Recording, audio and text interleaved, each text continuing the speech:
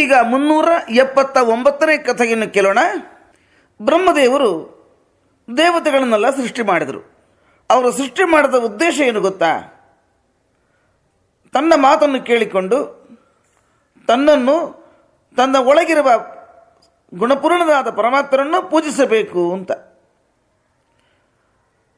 ತನ್ನ ಆದೇಶದಂತೆ ತನ್ನನ್ನು ಪೂಜಿಸಬೇಕು, ತನ್ನ ಒಳಗಿರುವ ಆ ಪರಬ್ರಹ್ಮನನ್ನು ಪೂಜಿಸಬೇಕು ಎಂಬ ಉದ್ದೇಶದಿಂದ ಅವರು ದೇವತೆಗಳನ್ನು ಸೃಷ್ಟಿ ಮಾಡಿದ್ದು. ಆದರೆ ದೇವತೆಗಳು ಬ್ರಹ್ಮದೇವರನ್ನು ಪೂಜಿಸಲಿಲ್ಲ, ಅವರ ಅಂತರ್ಗತರಾದ ಪರಮಾತ್ಮರನ್ನು ಪೂಜಿಸಲಿಲ್ಲ. ಕೇವಲ ಇಂದ್ರಿಯ ಸುಖದಲ್ಲಿ ಆಸಕ್ತರಾಗಿಬಿಟ್ರು, ವಿಷಯ ಸುಖದಲ್ಲಿ ಆಸಕ್ತರಾಗಿಬಿಟ್ರು. ಆಗ ಬ್ರಹ್ಮದೇವರು ನಿರಾಶರಾದರು, ಶಾಪ ಕೊಟ್ಟೇ ಬಿಟ್ರು. ಅವರ ಶಾಪದಿಂದ ದೇವತೆಗಳು ಜ್ಞಾನಹೀನರಾಗಿಬಿಟ್ರು. ದೇವತೆಗಳು ಜ್ಞಾನಹೀನರಾದಾಗ ಅವರನ್ನು ಅನುಸರಿಸಿರುವ ಎಲ್ಲರೂ ಕೂಡ ಜ್ಞಾನಹೀನರಾಗಿಬಿಟ್ರು. ಎಲ್ಲರ ಜ್ಞಾನವೂ ಹೊಟ್ಟೋಗ್ಬಿಡ್ತು. ಆಮೇಲೆ ದೇವತೆಗಳು ಬ್ರಹ್ಮದೇವರನ್ನು ನಮಸ್ಕಾರ ಮಾಡಿ ಕ್ಷಮೆ ಬೇಡಿಕೊಳ್ತಾರೆ.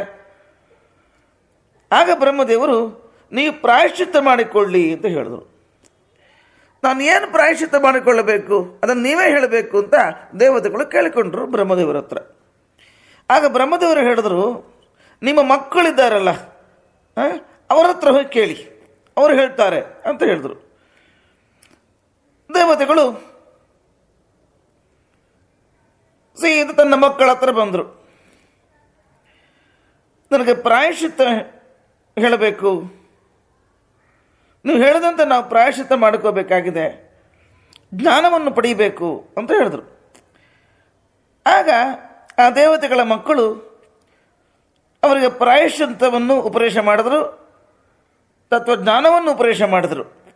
ಎಲ್ಲ ಉಪದೇಶ ಮಾಡಿದ ಮೇಲೆ, ಮಕ್ಕಳೇ ಹೋಗಿ ಬನ್ನಿ, ನಿಮಗೆಲ್ಲ ಉಪದೇಶ ಮಾಡಿ ಆಯಿತು, ನಾವು ಹೇಳಿದಂತೆ ಮಾಡಿ ಎಷ್ಟು ಹೇಳಿದ್ರು. ದೇವತೆಗಳಿಗೆ ಭಾಳ ಆಶ್ಚರ್ಯ ಆಯಿತು. ನಮ್ಮ ಮಕ್ಕಳು ನಮ್ಮನ್ನು ಮಕ್ಕಳೇ ಹೋಗಿ ಬನ್ನಿ ಅಂತ ಹೇಳಿದ್ರಲ್ಲ, ಇದು ಏನು ಎಂಥ ಅಪಮಾನ ನಮಗೆ. ಸೀದಾ ಬ್ರಹ್ಮದೇವರ ಹತ್ರ ಹೋದರು. ಸ್ವಾಮಿ, ನಮ್ಮ ಮಕ್ಕಳು ನನಗೆ ಜ್ಞಾನವನ್ನು ಉಪದೇಶ ಮಾಡಿದ್ರು, ನಮ್ಮನ್ನು ಮಕ್ಕಳೇ ಹೋಗಿ ಬನ್ನಿ ಅಂತ ಹೇಳಿಬಿಟ್ರಲ್ಲ, ನಮಗೆ ಎಂಥ ಅಪಮಾನ ಆಯಿತು. ಆಗ ಬ್ರಹ್ಮದೇವರು ಹೇಳಿದ್ರು, ನೋಡಿ, ಜ್ಞಾನವನ್ನು ಉಪದೇಶಿಸಿದವ ತಂದೆಯಂತೆ ಆಗುತ್ತಾನೆ, ತಂದೆಗೆ ಸಮಾನವ.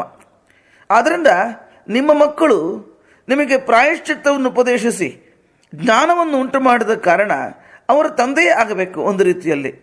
ಆದ್ದರಿಂದ ನಿಮ್ಮನ್ನು ಮಕ್ಕಳೇ ಅಂತ ಕರೆದದ್ದು ಸರಿಯೇ ಆಯಿತು.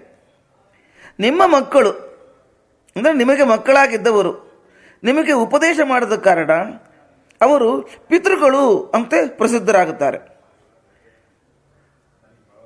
ಆಮೇಲೆ ದೇವತೆಗಳು ತಮ್ಮ ಮಕ್ಕಳ ಹತ್ರ ಬಂದರು. ನಾವು ಬ್ರಹ್ಮದೇವರ ಹತ್ರ ಕೇಳಿಕೊಂಡೆವು, ನೀವು ನಮಗೆ ಜ್ಞಾನೋಪದೇಶ ಮಾಡಿದ ಕಾರಣ ನೀವು ತಂದೆಗಳಾದ್ರಿ, ನಮ್ಮನ್ನು ನೀವು ಮಕ್ಕಳೇ ಅಂತ ಕರೆದದ್ದು ಸರಿಯೇ ಇದೆ, ಅದರಲ್ಲಿ ಏನೂ ತಪ್ಪಿಲ್ಲ ಅಂತ ಹೇಳಿದ್ರು. ಈ ರೀತಿಯಾಗಿ ಆ ದೇವತೆಗಳ ಮಕ್ಕಳೇ ಪಿತೃಗಳು ಅಂತ ಪ್ರಸಿದ್ಧರಾದರು. ಅಂತಹ ಪಿತೃಗಳನ್ನು ಉದ್ದೇಶಿಸಿ ಶ್ರಾದ್ದವನ್ನು ಮಾಡುವುದರಿಂದ ದೇವತೆಗಳು, ದೈತ್ಯರು, ರಾಕ್ಷಸರು, ಮಾನವರು, ದಾನವರು ಎಲ್ಲರೂ ಕೂಡ ಫಲವನ್ನು ಹೊಂದುತ್ತಾರೆ.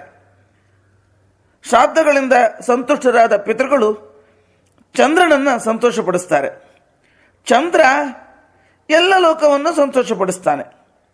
ಹೀಗೆ ನಮಗೆ ಪುಷ್ಟಿಯಾಗಬೇಕು, ತುಷ್ಟಿಯಾಗಬೇಕು, ಪುತ್ರ ಸಂತಾನ ಆಗಬೇಕು, ಐಶ್ವರ್ಯ ದೊರಕಬೇಕು ಎಂಬ ಇಷ್ಟವುಳ್ಳವರು, ಇಷ್ಟಾರ್ಥಗಳನ್ನು ಪಡೆಯಬೇಕು ಎಂಬ ಭಾವನೆ ಉಳ್ಳವರು ಈ ಪಿತೃದೇವತೆಗಳನ್ನು ಪೂಜಿಸಬೇಕು, ತಮ್ಮ ತಮ್ಮ ಪಿತೃಗಳನ್ನು ಪೂಜಿಸಬೇಕು. ಹಾಗೆ ಪೂಜಿಸಿದರೆ ಎಲ್ಲ ವಿಧವಾದ ಶ್ರೇಯಸ್ಸು ಸಿಗುತ್ತೆ, ಸಕಲ ಇಷ್ಟಾರ್ಥಗಳು ಈಡೇರುತ್ತೆ. ಇಲ್ಲಿಗೆ 379ನೇ ಕಥೆ ಮುಕ್ತಾಯವಾಯಿತು. ಶ್ರೀ ಕೃಷ್ಣಾರ್ಪಣಮಸ್ತು.